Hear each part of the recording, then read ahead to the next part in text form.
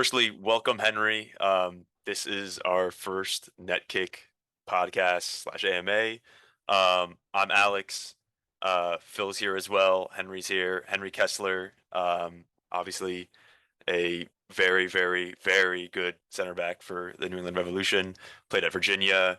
Has had a very, very successful career so far. Supporter Shield winner. And back in college, winning, obviously the ACC tournament. So firstly, thank you, Henry, for being here. Yeah, thank you for joining us. Thank you for having me. Appreciate you listing off some of my accolades. So no, I'm excited to have this conversation.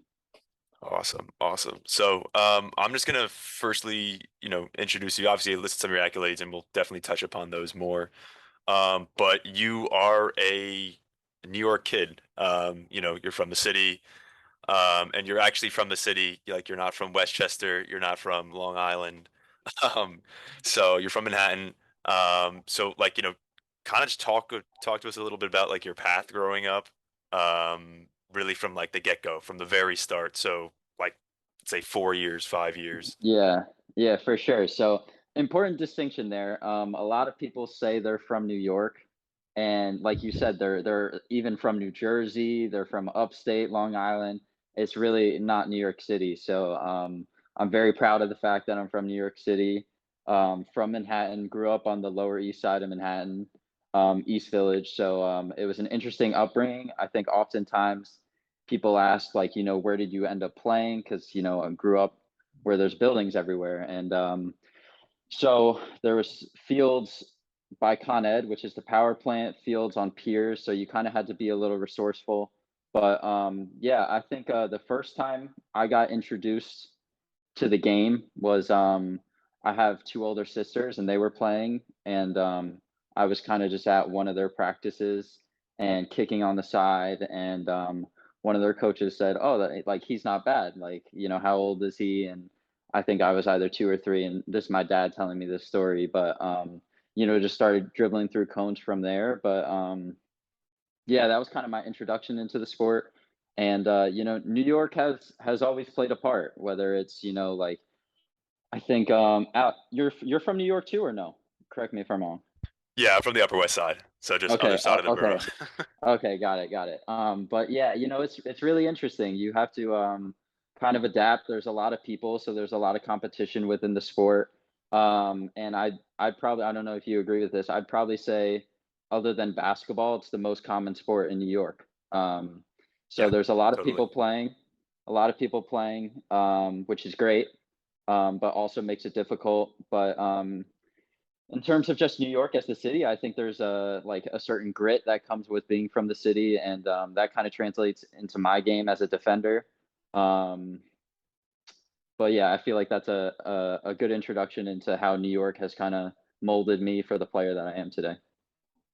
Awesome, awesome. Yeah, I totally agree with like the soccer playing aspects. There was definitely a lot of baseball fields by me, up in on the Upper West Side, but in all honesty, like I never really saw any baseball games go on them. It was mostly like pick up football or pick up soccer.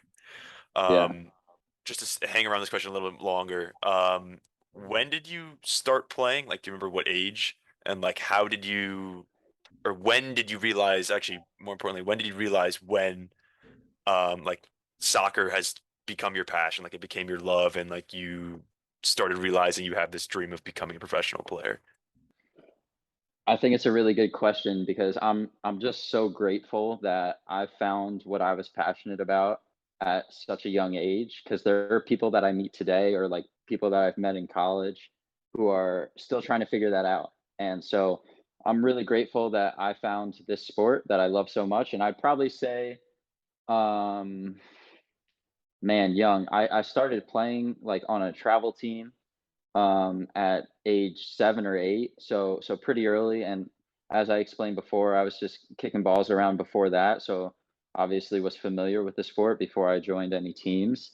But when I truly knew it was it's tough to say, but maybe around 12, I think that's kind of when I fully committed to soccer. So I grew up, I was playing every sport. I played soccer, tennis, basketball. Obviously, we talked about that. It's so common in New York. Baseball for a little bit. And I remember at the age of 12, I was still playing basketball and soccer. And I kind of had to make a decision where to spend my time. And so I ended up picking soccer. And from there on out, only played soccer and kind of and that's still what I do. So I would say at the age of 12, that's kind of where I found truly what my passion was. But obviously, I had a love of the game even before then. Yeah, that makes a lot of sense. So you played for Kickers, and I'm only bringing this up because we do have some guys from Kickers that are on in the Netkick platform, and we've got some guys that actually played on the Red Bull platform as well, or sorry, played for Red Bull that are also on the platform.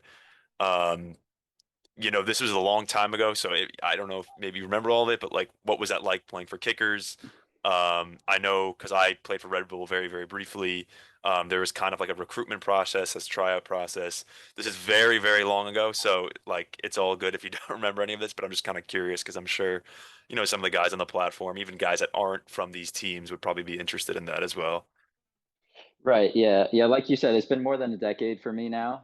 So I'll try to remember as much as I can. But I think and when you guys sent me all these questions, I wrote this one down. But youth sports are so hard to navigate, and so I have to give my parents a lot of credit for that.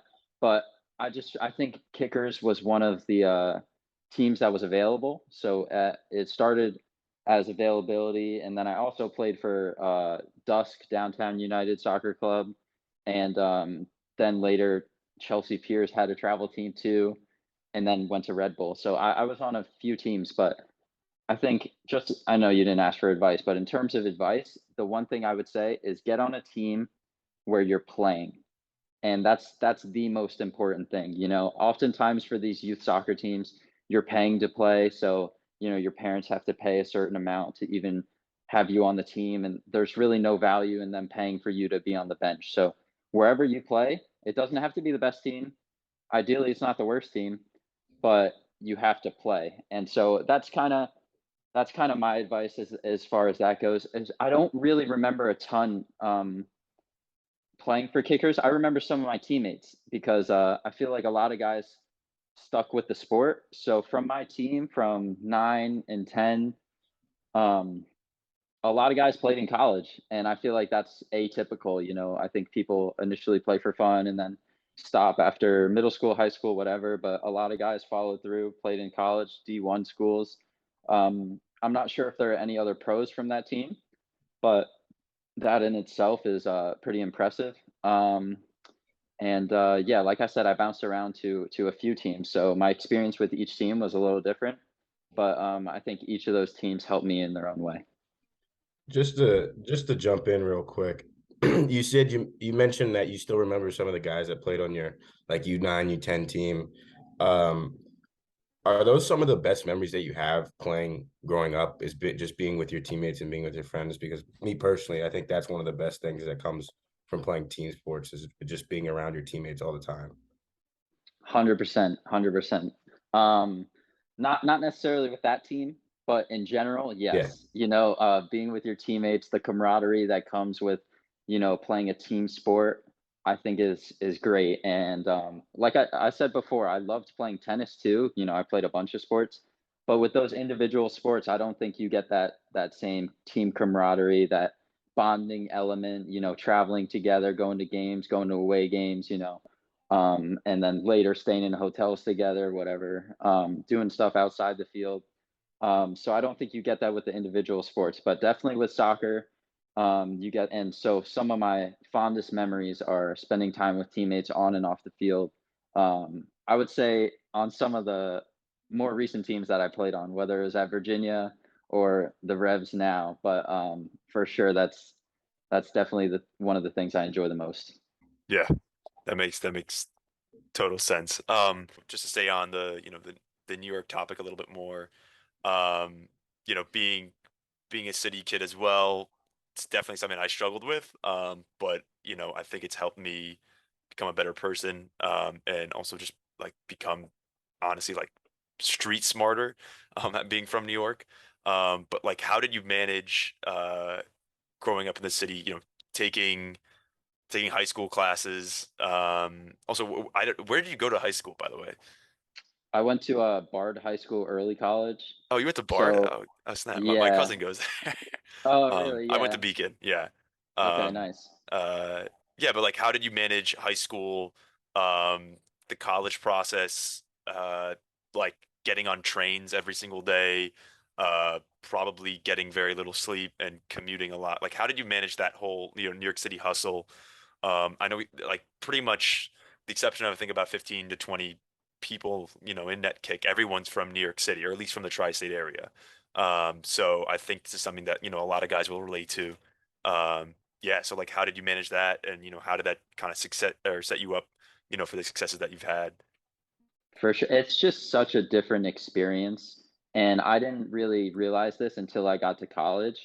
But I remember getting to college and Phil, I think you'll laugh at this, but I was like, oh, I'm from New York. And everyone's like, oh, that's so cool. Like such a big city. I'm like, where are you from? They're like, oh, a small town in Nova or something like that. And I was like, oh, it's just so different, and I was Yeah. just used to like all my friends being from New York and, having a similar upbringing of living in a big city.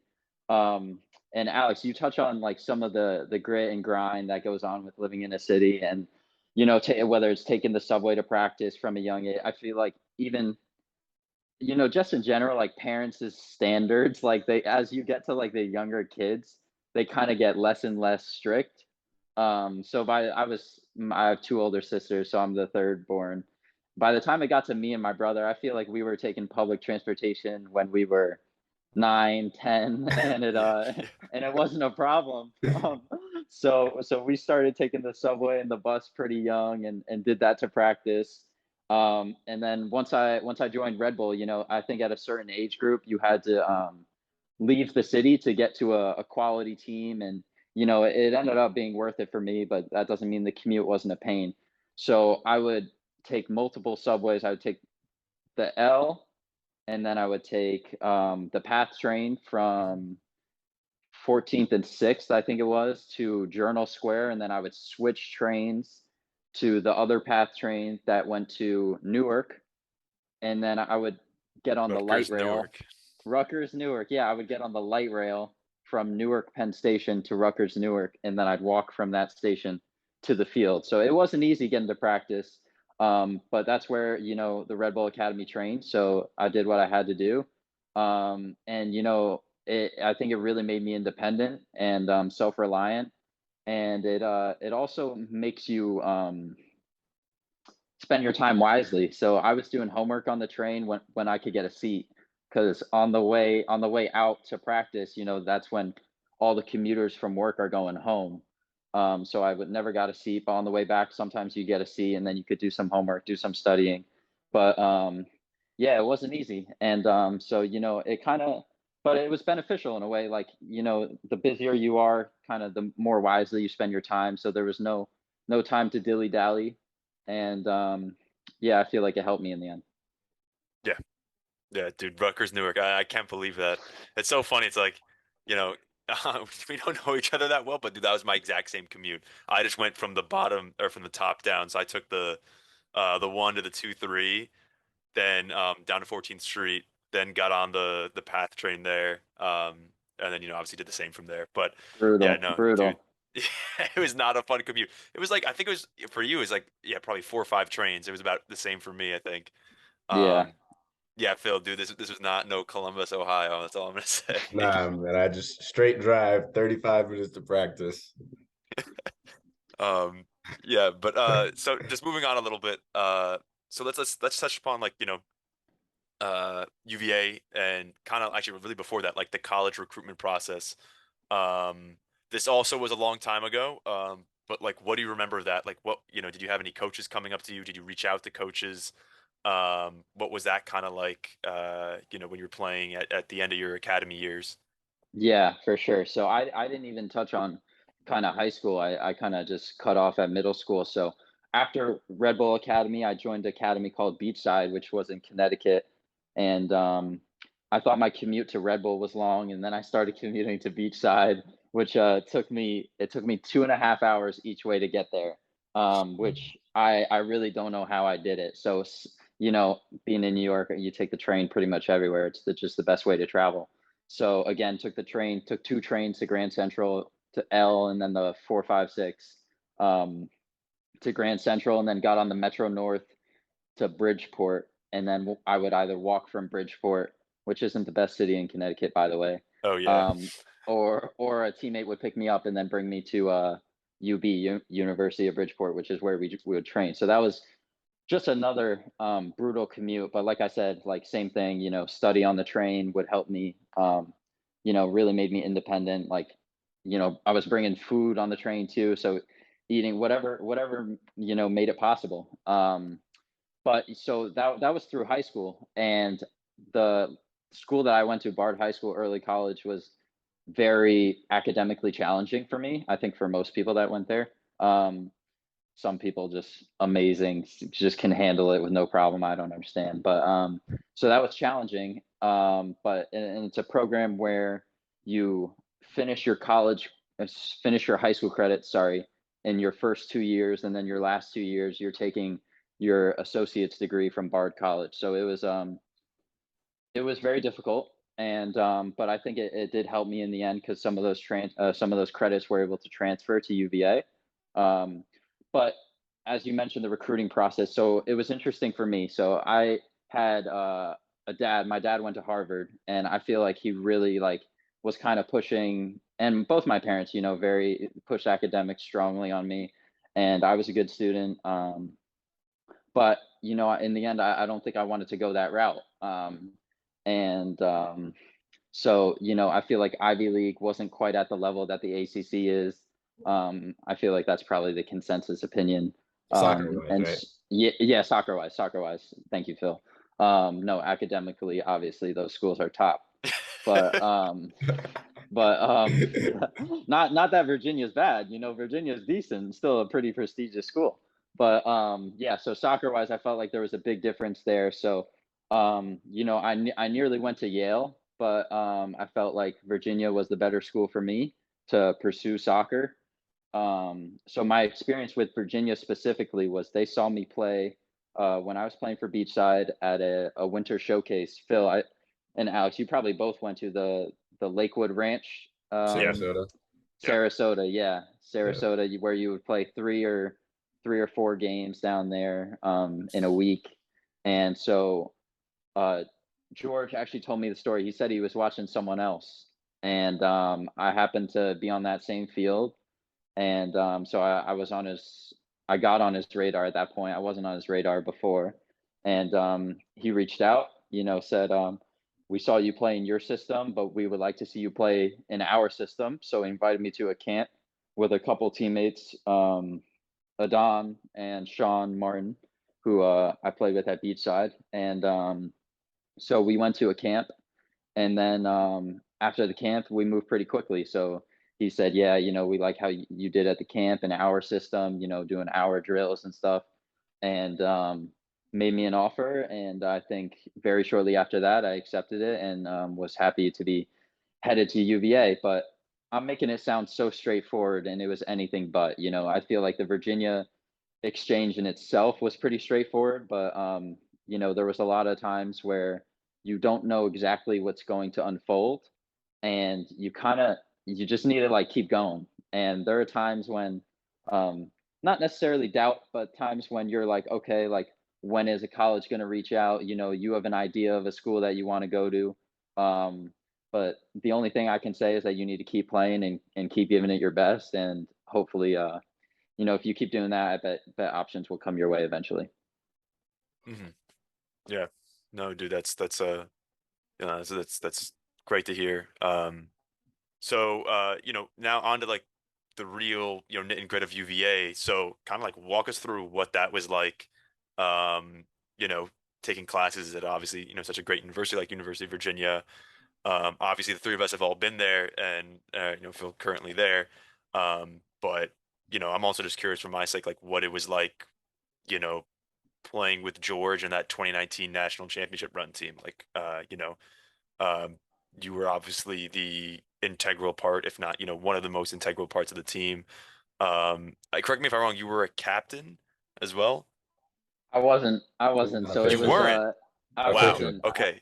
I wasn't okay officially. I like that, Phil. But I looked at myself for sure as one of the leaders. I think officially we had two captains, which were Joe and Robin. Does that Okay. sound right, Phil? Yeah, yeah. Okay. Okay. Okay. So I Yeah. think that was Joe, which Joe Bell was our midfield, and then Robin Afamefuna, outside back. hmm So Yeah. I got that wrong. I honestly thought you no, were. no. Honestly, I wish you were right. Um, but it wasn't official. But I like I said, I still thought of myself as in that position, and yeah, definitely He one of was the a leaders of captain, the team. honorary I mean, I yeah, captain. appreciate it, Phil. I appreciate it. dude. Yeah. I mean, when I watched some of your games, I was like, you were definitely leading in the back. That's for sure. So I was Thank like, you. this guy's got to be one of the leaders on the team. Yeah. So obviously, kind of veered away from the question a little bit, but dude, so what was it like being at Virginia, playing and taking classes there? Yeah, I'll start with freshman year, and I feel like and you guys can chime in too. But you're kind of just trying to find your bearings. It's a new experience for me. It was my first time living away from home, so there's just a lot of questions that you have off the field, or that I had off the field. Calling my mom about this and that, not knowing simple things. Or things that didn't seem so simple but were really simple. Obviously, navigating class. For me personally, I feel like my high school was really difficult. So navigating school wasn't as hard.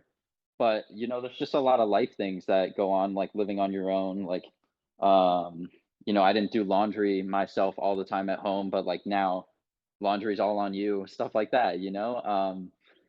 Just little things like that you had to navigate freshman year, try to find your bearings, like know where all your classes are. Um, and I just remember something that I was grateful that I did is I just like took the buses, and I remember I messed them up like a few times, but then you like kind of found out where they went. I feel like I took um, a bus that took me way out past Rugby Road, and I was like, "Well, that's not where I meant to go." But but it ended up being beneficial because you navigate, you find out where all the buses go, and that was helpful. So, and obviously the North Line was the one we took the most. But so just trying to find my bearings. I feel like that was freshman year, and then in terms of on the field, trying to be as much a part as I could have been. I didn't start many games. I came off the bench a lot, probably made like 15 appearances total, which for some people, might think that's really good. For me, I wasn't satisfied with that and wanted to be a starter on the team. Um, but I mean, Phil, you could probably ask George about this, but I must have been in his office every other week, talking about how I can get myself on the field, like what I can do differently, which positions I can play, anything. And one thing I'll say is, being able to have those conversations with coaches is really important. And in my experience, usually they're pretty receptive. So if you go up to a coach and genuinely say, like, what can I do to get myself on the field? I feel like usually they'll receive that well. And, at the bare minimum, they know you're not happy with your situation right now. And that's sending the right message, that you want to be playing. And then hopefully they're giving you good advice so you can improve your game and get yourself in a position where you're playing more. But I remember my freshman year, I subbed on left wing back, left center back, center back, right wing back. So I tried to make myself as versatile as possible, to give myself the best chance to play. But opportunities were limited, and that's that. It's just the way it is. But after that, I feel like I got more opportunities, and I earned that. And so that was kind of freshman year. But going into the spring of my freshman year, we had um, a few guys leave, which opened up places for me to play. And so that spring kind of built into the summer. And, George wanted us at those summer classes, which, you're doing fitness with Peter. Peter's our fitness and strength guy. and you're taking summer classes building into the fall, which is beneficial to be around the team and doing the lifts and good facilities, stuff that you might not have at home. And then from there, went into the sophomore season rolling, and it went well. I started every game other than one game I was suspended for a red card. And we did well. I feel like we did even better than we did my freshman year, which was a good sign. And so we didn't go quite as far as we wanted to. I think we lost in the round of 16 of the NCAA tournament. Um, but it was a good experience, and for me personally, playing more and being more involved with the team on the field was valuable. And kind of starting in that spring, I felt like, because college, the turnover rate of players is so high that once you get to your junior season, or in soccer at least your the spring of your sophomore year, you're one of the older guys already. So, I kind of thought of myself as a leader then, because there's not too many guys older than you at that point. And had a good spring season. That was the first year of the US Soccer did this initiative with college programs, with a select college program. So several of them were ACC schools, but I feel like it was a good opportunity, and we got to play good games, and we did well in those games. And then that summer, I think I stayed for summer sessions 1 and 2. So took summer classes then, and got some credits out of the way, and put myself in a position to graduate after my junior season. And so I didn't have to take like 5 classes during the fall, which is something that I didn't want to do, because that's so time consuming during the season. Sometimes you're traveling, and then just kind of carry that momentum into the fall of junior year. And, we did really well, and I can expand on that. But yeah, I'm just going to take a break I feel like I just gave you a lot. So.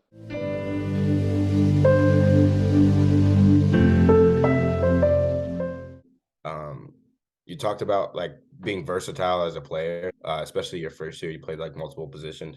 Do you think that has helped you with your game today? And like, how important do you think that is for like younger players to focus on It's that? real. It's really important. It's really important. I feel like, the more versatile you are, the more valuable you are, and you give yourself the best chance to be on the field.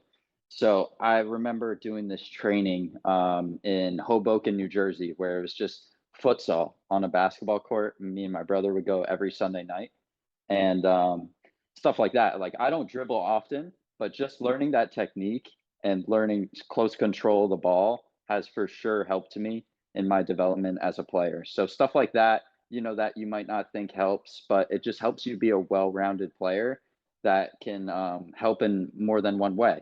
So for me, I view my roles in 2 parts. One is defending, and then two is my play on the ball. And I feel like if you work on both, you kind of just make yourself all the more better, um, and more valuable and more versatile. So I highly suggest that for younger guys, is work on all areas of your game, whether it's dribbling, passing, close control, your touch, juggle. Please juggle. It's so important. So yeah, no, it's really important, and I'm glad you asked. Yeah. Yeah, so just jumping back into the UVA stuff. So Henry, like, talk us through the your junior season. Um, what that was like. Obviously, you guys were very very successful. Yeah, so kind of what was going on there. Yeah, I had a good feeling about the team.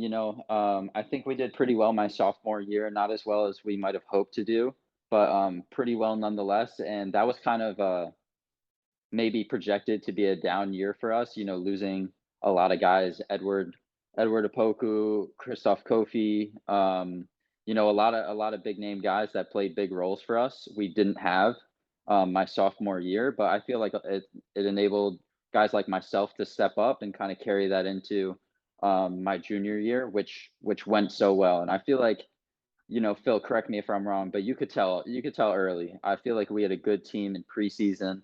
I think we went undefeated in preseason, and then we kind of just started rolling off wins. Like, it was win after win after win. So I think, and we didn't concede either. Like, No, we never we conceded. hard we hardly got scored on. So in the regular season, we played 16 games. We gave up 5 goals. We gave that like we gave up 5 goals in 16 Unheard of. games. So they never I mean, we had a good goalie, Colin Shuttler behind me. So they and good defenders all around, you know. And ended up having I'm gonna count Brett Halsey as well, but ended up having 4 Generation Adidas players from that team with me, Daryl, Joe, and Brett the next year. So I mean, it was just an incredible squad. Um, but I had a good feeling early, and we kind of just carried that momentum. And I think once we didn't let teams score, we were always going to get a chance in the game eventually. And sometimes it was Daryl drawing a pen, or Cozy scoring from distance, whatever it was. A lot of guys contributing. So the regular season went pretty smoothly. I remember there was one point where the one game we lost during the regular season to Pitt, 2-0, and I kind of feel like it was an important loss for us because and it's never great to lose, but it was important. And we'd rather lose in the regular season than in the postseason because you're done. So we lost, and we talked about it after the game, and we kind of felt like I think we were number one, or we were very high in the rankings. And teammate Cabral came in, and he was like, he gave this metaphor of the crocodile. He's like, what time, like the best time to kill a crocodile, or was it a lion? It was a Or was it crocodile. it was a crocodile. The best time to kill a crocodile is after it's eaten. And he's like, in this metaphor right now, we've just eaten because we were killing teams, right? So we won maybe 14 out of 16 games, and we No lost to Pitt. losses. Yeah. Yeah, yeah. So at that point, that loss kind of woke us up a little bit, and we just like it was just like, look, this is like we haven't achieved anything yet. We need to make sure to keep pushing, and we kind of carried that into the ACC tournament. Um, Ended up winning the ACC tournament, got the number one seed in the NCAA tournament, got a bye, which is so important, and then all the way to the final. In the final, I feel like we made some uncharacteristic mistakes, and still made it to penalties, and unfortunately, we came one kick short, but it was a really great season, a lot to be proud of. Um, Even to this day, I'm still disappointed we weren't natty champs, but no, that's why Phil and the rest of the boys are going to win it this year. So, they can redeem us. Yeah, Yeah, that's you the guys got to plan. beat UNC this weekend, right? Is Yep. it beat Big or game. tie? I don't think you have to beat them. No, you just have to tie them. We need to beat them because Oh, you Deuce do. 2 points behind us. Yeah. Oh, okay, okay. But just to shout out the overall record from that year, we were 21, 2, and 1. And one of those losses was in the national championship. So That's unbelievable times. insane. Ridiculous, ridiculous. So wait, you only had one? Did you tied one game? We tied one We, game. bro, DC, BC. We played at Boston College, pissing rain. They didn't even have a shot on goal. We ended up tying that game. We scored an own goal in that game. It was really, really unfortunate. Yeah.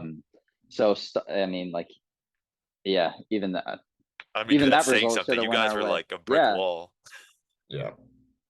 dude. That's incredible. Okay.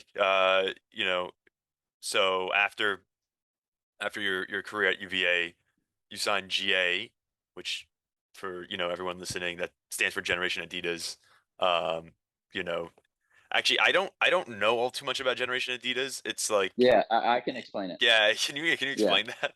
Yeah, so Generation Adidas is a program which enables underclassmen to go to the MLS draft. So the way the MLS draft is structured is they only let seniors go, which is strange. But like, you see the NBA draft is like actually mostly freshmen, which is just different from soccer. But anyway, so only seniors can go to the MLS draft unless you're Generation Adidas. So they pick 7 a year. Um, I was fortunate enough to be one of them. Daryl was also selected after that 2019 season. Joe was offered, and he ended up declining and went to go play in Norway. But it just gives you the opportunity to enter the draft if you're an underclassman, because otherwise you have to be a senior. So I took that offer. I was made aware of it after the ACC tournament. Due to NCAA regulations, you're not allowed to sign a contract while you're in college, otherwise you're ineligible. So I signed it after the conclusion of the NCAA tournament. and things started happening really fast. So signed that contract, then but actually before I even signed that contract, had agents reaching out to me, decided on my agent, then started negotiating the contract, signed that contract just before the year end, and then the MLS draft was January 9th of 2020. So things were moving really quickly, and the NCAA final was on December 16th or something like this, so 15th, 16th. So things moved really quickly after that, and then yeah, quickly signed that contract, moved into the draft. I kind of had an idea of where I might go. My agent made me aware of teams that were interested. Um, Columbus called. I at pick 8, I wasn't sure they weren't going to get there, and they ended up not getting there. I had a call scheduled with Miami, and they never called me, so I won't forget that. And But yeah, ended up going pick 6 to New England, and I knew that was a possibility because Bruce Arena, with his background at Virginia, so he was familiar with me, had seen me play a bunch, so I was very excited, and that's when my pro career started. Yeah, dude, that's yeah, first of all, thanks for explaining what GA is, because actually I thought like anyone could go in the draft. I didn't realize it was like it was only selected for seniors. Yeah, it's weird. It's different than every other sport. I guess they just do that to kind of keep the quality high. I know the NBA now has like an age restriction where if you're 19, or maybe it's 18, you can't even enter the draft even if you're probably good enough. So I think it's the MLS's way of just like assuring the quality of the draft. Yeah, that makes sense.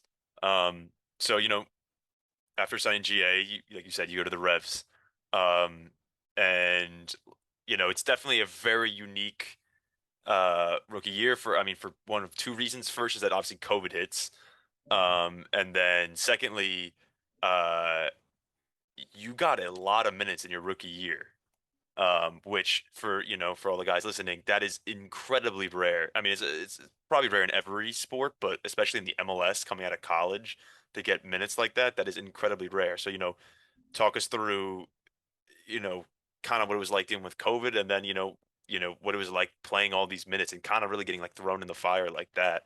Um, yeah, Yeah, yeah. So, yeah, good point, because I think a lot of people will compare it to sports that they do know. So the MLS draft isn't, it's not similar to, I keep bringing up the NBA, but yeah, these guys are like, they're immediate starters. That doesn't happen in MLS. Most of the talent, or a lot of the talent, is from overseas. I feel like a lot of the money goes to DPs, where it's in the NBA, it's kind of a young man's league where these guys are coming in playing significant minutes right away. That's not the case. You could be the number 1 pick and not start in MLS. That's just how it works. That's the nature of it.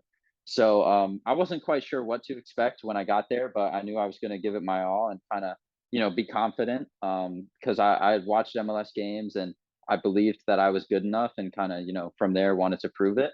So got into preseason. Our first couple weeks were in Foxborough, and I felt like I was showing well, and then from there we went to LA for 10 days and played some scrimmages.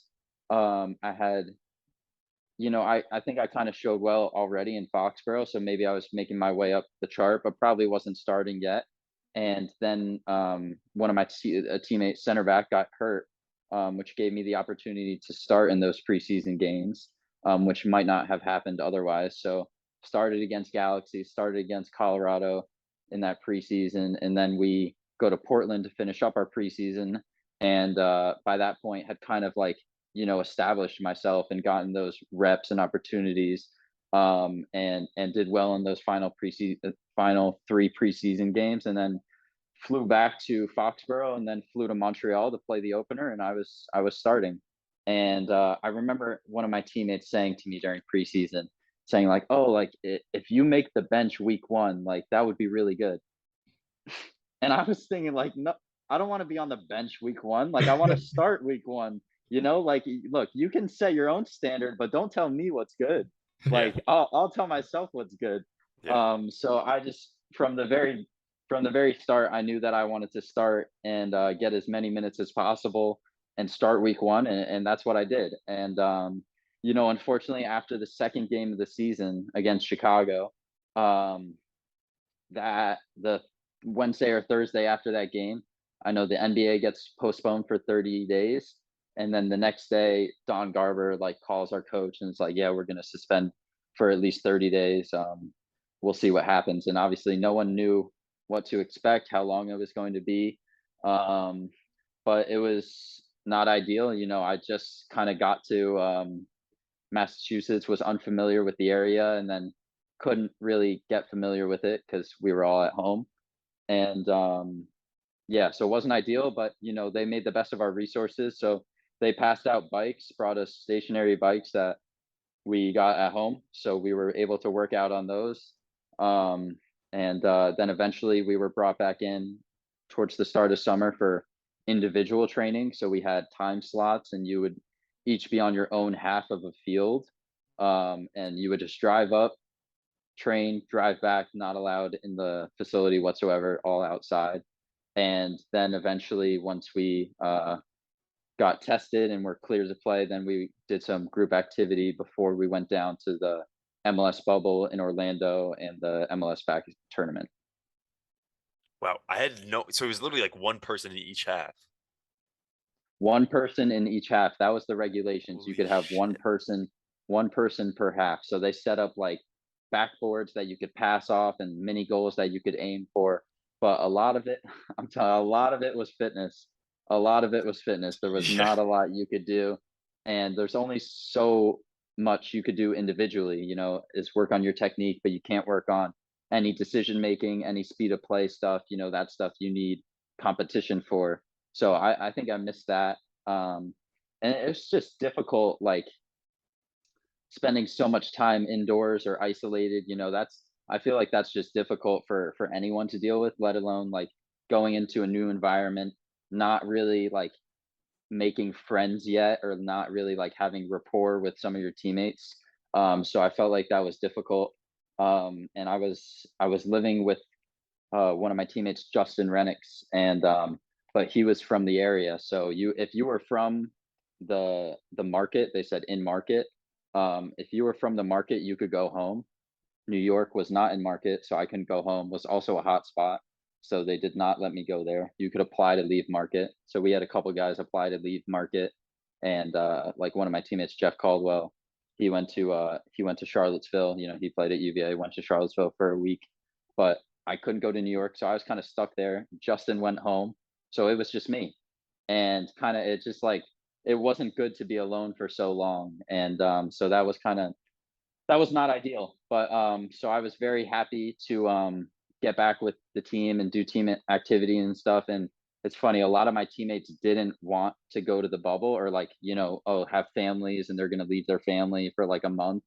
But for me, I was actually looking forward to it because I could, kind of be around the guys again. yeah. And it wasn't so isolated. So we went to the MLS's back tournament, played 3 games, got out of our group, and then we lost in the elimination game of the tournament to Philly.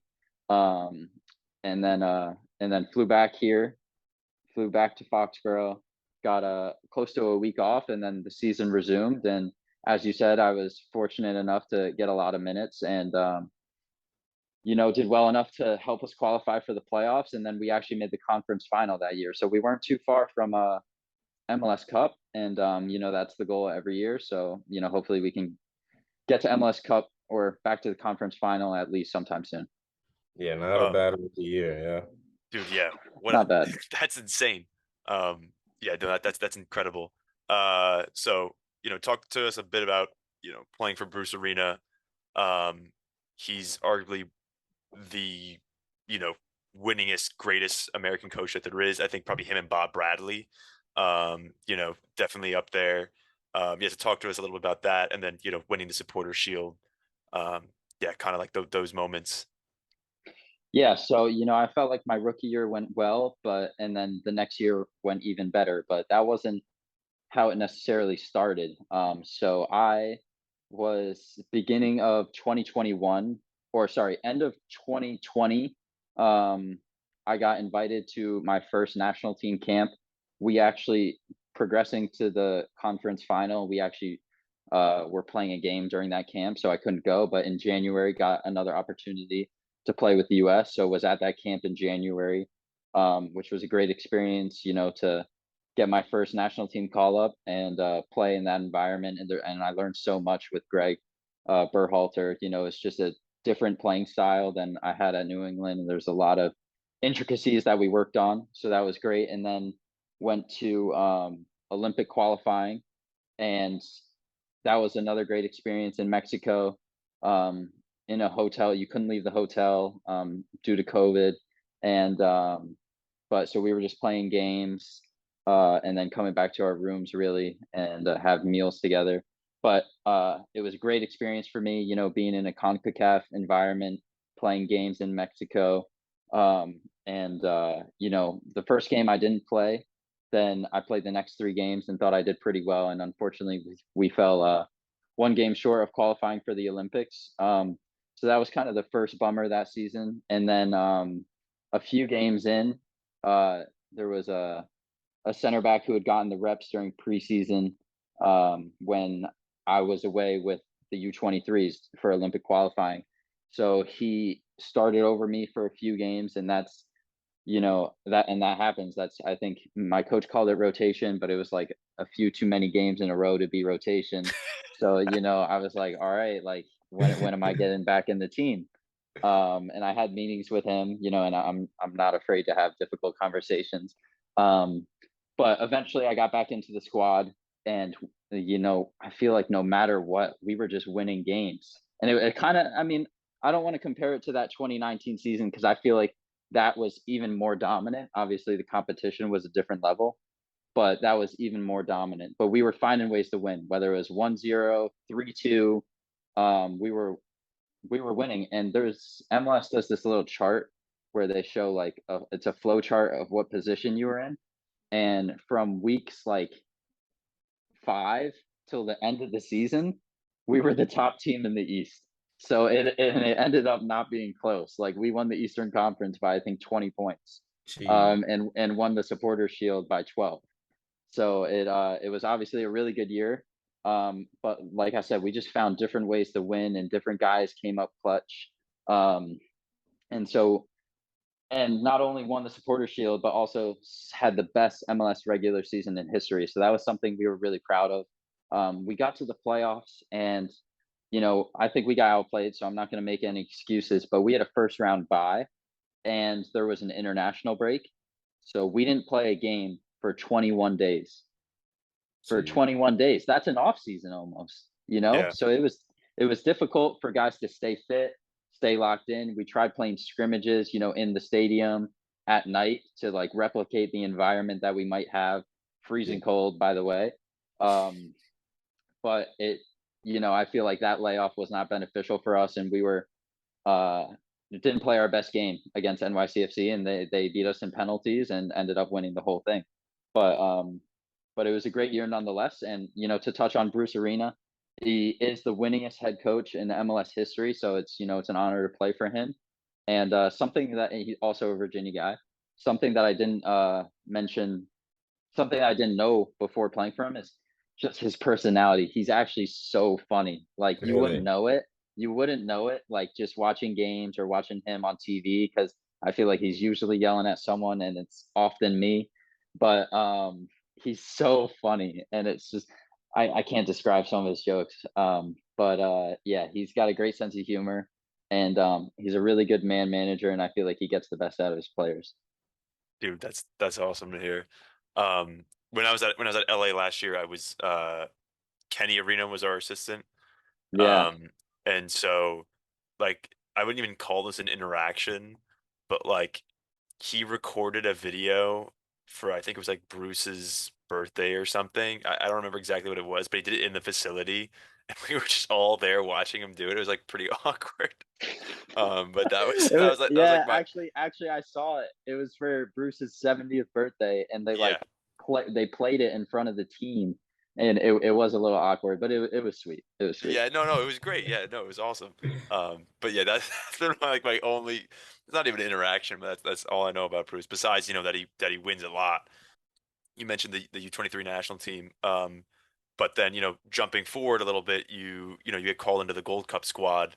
Um, and you make your full senior debut in the final. Correct me if I'm wrong. That's Um, correct. Yeah. and just talk us through what was it like being a part of that roster, um, playing with the full team. Yeah, There was so much going on in 2021 that I forgot to mention that. So in the middle of the year, I think it was the summer, we're about halfway through. I remember the initial Gold Cup roster comes out, and I was on the preliminary roster, but didn't make the initial roster, and was disappointed, but understood that there was a lot of good MLS center backs. I think, by the way, two of whom might start in the World Cup for us. So yeah. just shows the quality of center backs in MLS, American center backs in MLS. But Walker Zimmerman gets injured, and I get called in to replace him. And it was good to have another experience with the national team, and good to be in kind of just like January camp is different. It's you're playing friendlies, but good to be in a competitive tournament style environment. That's completely different, night and day difference between those two things. So it was a really good experience for me. Didn't get too much playing time other than 2 minutes in the final against Mexico, which was great to make my debut in a final against Mexico. And I think more than the performance itself was the trust that the coach had in me to put me in Yeah, in that scenario. Yeah. So I'm not sure I don't think I didn't let's be real. I didn't make a huge difference in that game, but I think it was the fact that Greg had the trust in to put me in a situation like that, up 1-0, holding the lead. That meant something, and just being in that environment helped me because then in December I get called in again to play against a Bosnia, and this time I'm starting the game. So I make my first start in December, and that might not have happened if I didn't get the experience with Gold Cup. Mhm. So even though I only got to play those few minutes in the Gold Cup tournament, I think it helped me, and it translated to a start in December, which we won and kept a clean sheet. So I think everything helps. It's not just like you can't just isolate things and see, oh, how did that go? It's all correlated, it's all related, it's all part of the process. real quick question on that. Who, just a lighter question. Who is your like favorite teammate to play with on the national on the full national team? It's a good question. I think Kellen Acosta is like for LAFC, he plays well, and then for the national team, he takes it up a notch. Yeah. Um, and I think he's a great player either way, but for the national team, I think he's got another level. His intensity is great, and he plays as a six, so right in front of me, I'm happy giving him the ball and letting him go to work. And then defensively, he does a lot of work in front of the center backs, so he's very helpful on both sides of the ball. So I'd say Kellen Acosta.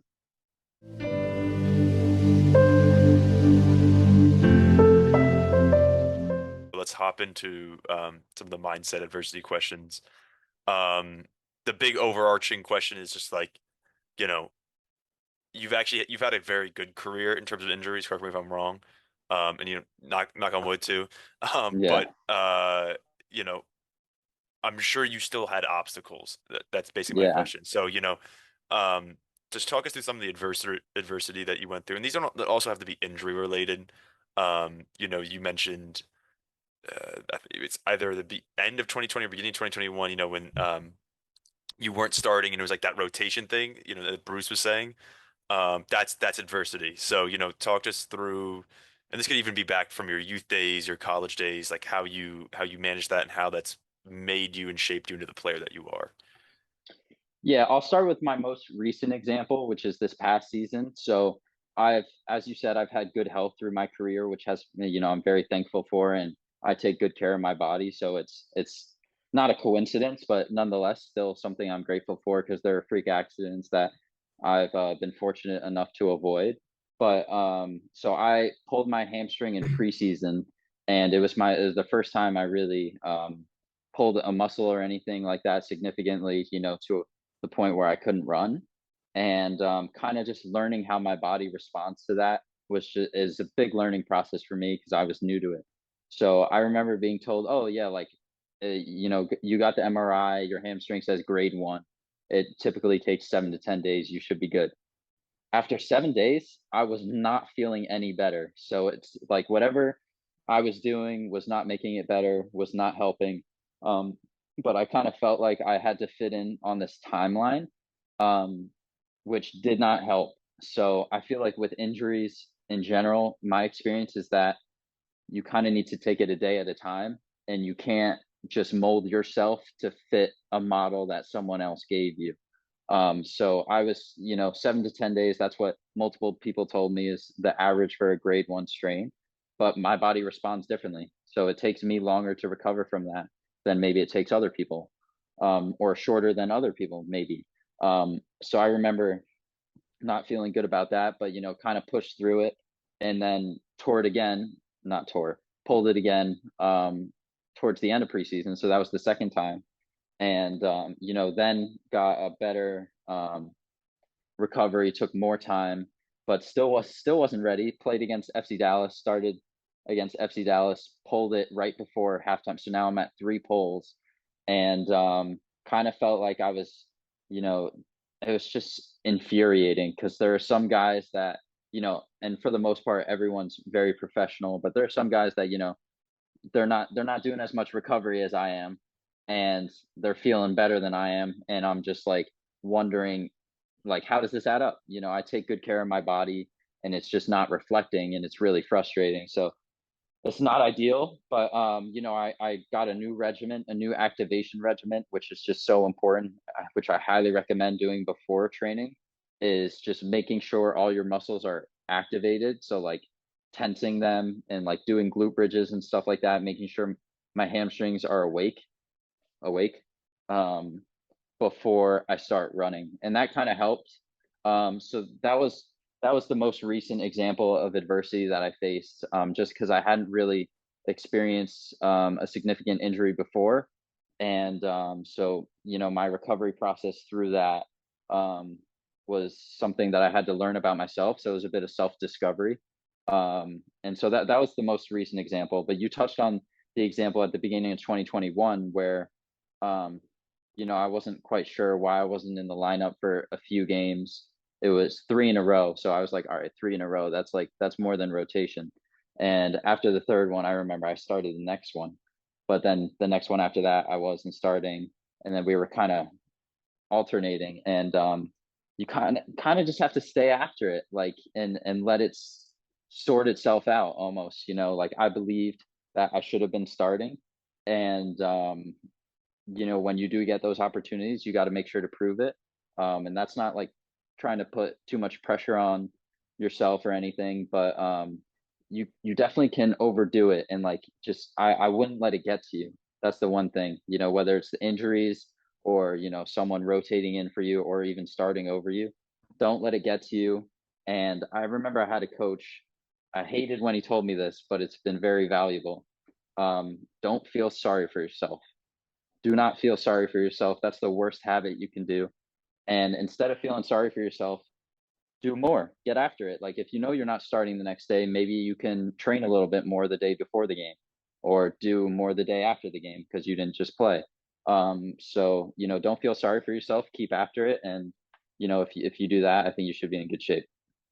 Yeah, dude, that's great to hear. That's definitely advice that uh I'll personally take, honestly. Yeah, me too. I mean, just being a goalie, we've got to really wait our turn. But yeah, dude, I've got like ways and ways away from playing. Um, yeah, no, but dude, that's awesome to hear. Um, Phil, do you want to like hop into like some of the mindset and adversity questions? Yeah. Um, You talked about, fighting for places and stuff like that. Can you talk a little bit more about like how competition has like pushed you or motivated you in all aspects of all levels of growing up and playing youth soccer and into college and, professionally? How has that um help push you to become a better player? Yeah. Yeah. There will always be competition. So it's something that, everyone needs to learn how to deal with. I will say the person I'm most competitive with is myself. So at the end of the day, I think you can take things from other players and like learn things, but compare you to you and make sure that you're improving from the player you were yesterday. And hold yourself accountable, be tough on yourself, but you don't want to be so external. I think if you look internally first and look at what you can improve on and compete with yourself, I think that's a great first step. So that's something that I always try to do. I always try to get better, look at myself, look at my weaknesses, and be very competitive with myself and see what I can work on. I take a lot of pride in having a good left foot. I didn't always have a good left foot, but it's something that I've worked a lot on, and I think it's paid dividends. But I would say, like, you can use external motivation, you can use someone else doing well as motivation, but I think that's only temporary. What's going to last is internal motivation and the desire for you to become the best player that you can be, and that's the way I look at it. That's my goal at the end of the day, is be the best player that I can be. So I would say majority of the time I'm competing with myself. Yeah.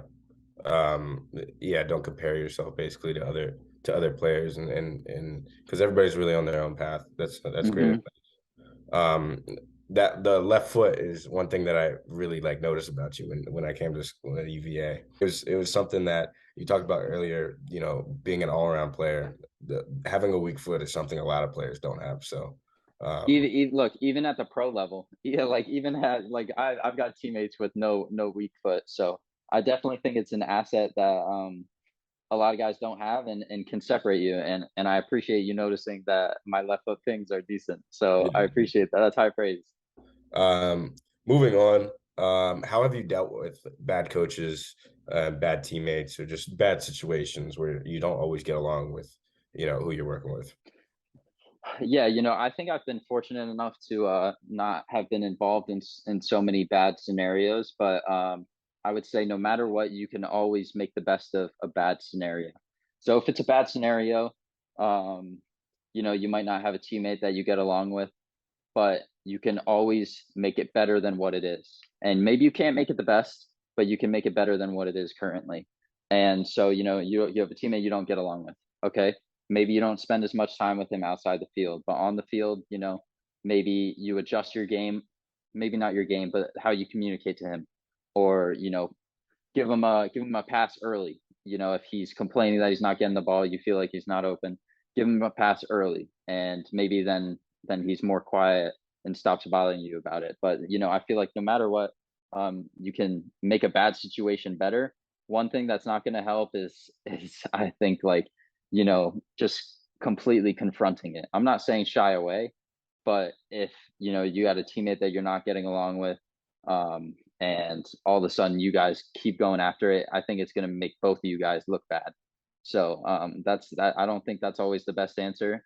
Um, but yeah, so I mean, when push comes, look, I've been in my fair share of confrontations, so maybe I'm not the best person to say. But I think you can always make a bad situation better.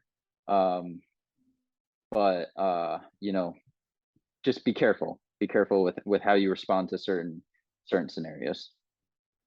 Yeah, yeah. Keep it professional. Like that's the best the best piece of advice I think that I got from Hmm.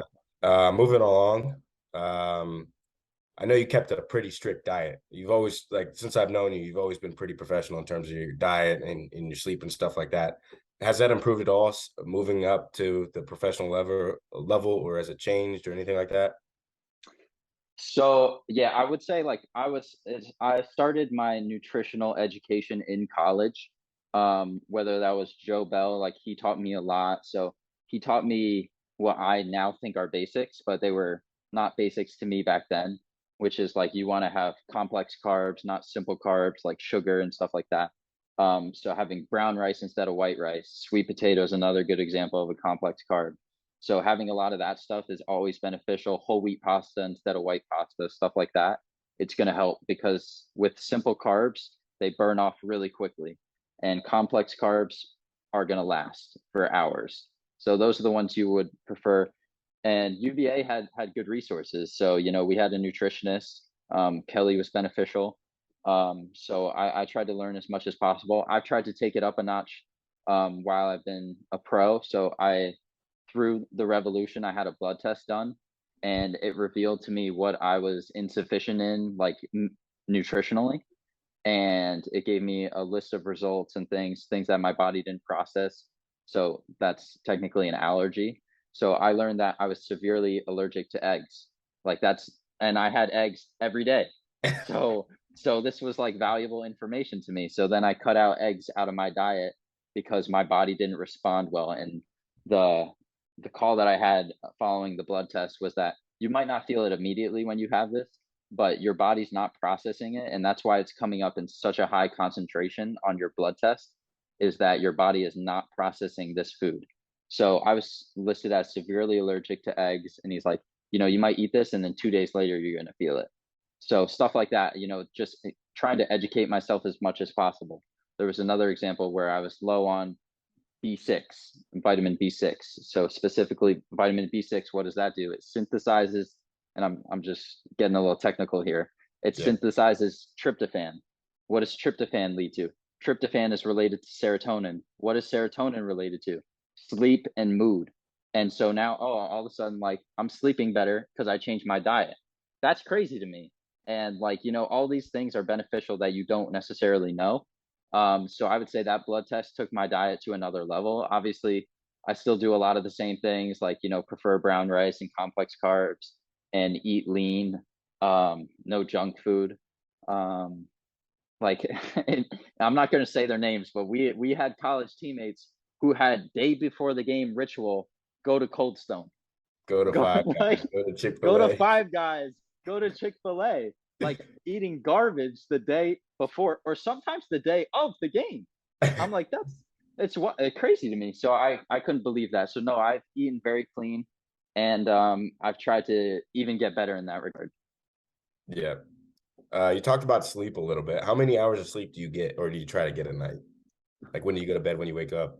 Sleep is the best investment of your time. I'm telling you right now, the amount of hours that we spend on our phones and spend on social media, I say we, but most people, um, you know, those hours are better off spent sleeping. And try to stay off your phone 30 minutes, an hour if you can before you go to sleep. So I typically go to sleep at 11 and I wake up at 8. And so that's a really good, and like I have an Aura ring which tells me how long I actually sleep. And even through those 9 hours, I only sleep 8 hours. So if you're getting, for me at least, I'm like tend to be an hour shorter of time in bed versus time asleep. So this is something I'm very cognizant of. So if I'm going to sleep at midnight and waking up at 7, I really just got 6 hours of sleep, not 7. Um, so this is just, something else that I'm watching out for. And I feel so much better when I sleep from 11 to 8 than midnight to 8 or 1 to 8, getting much less sleep. And it just makes my whole day better. It makes my training session better. I'll have more energy.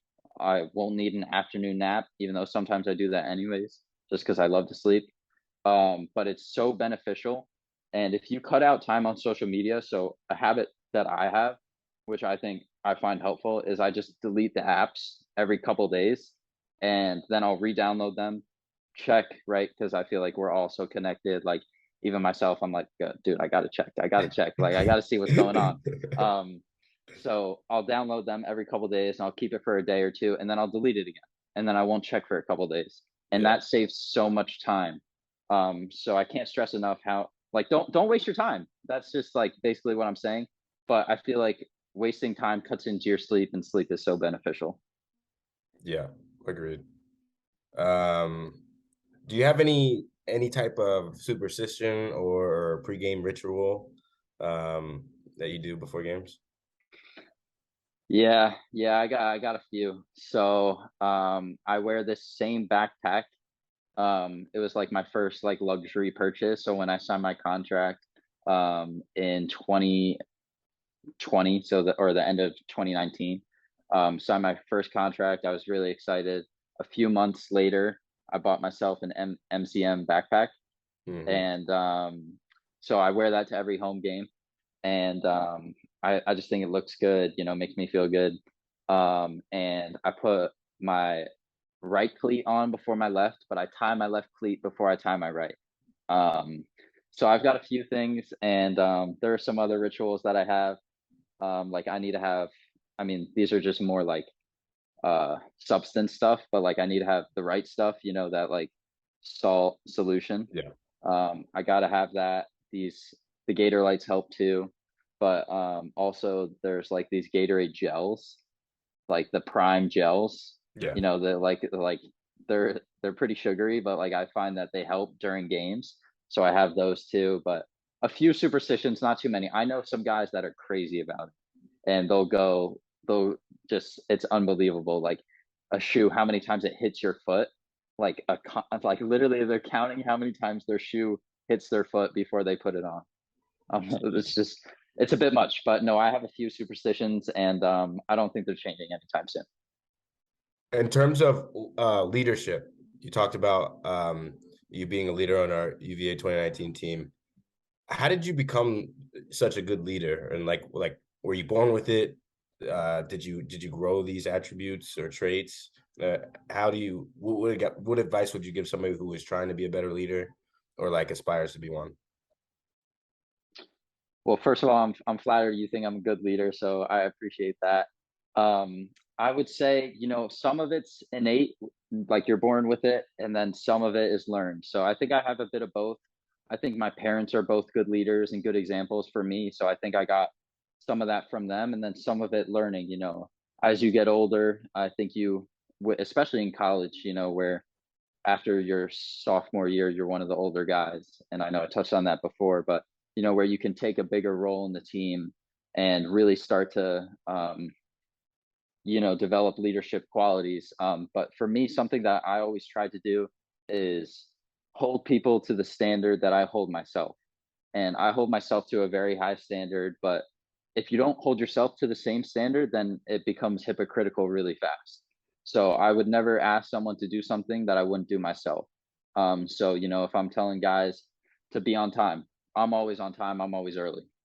So leading by example, I think, is immense, because if you don't set the example, then you lose credibility, you lose integrity, and people won't listen to you.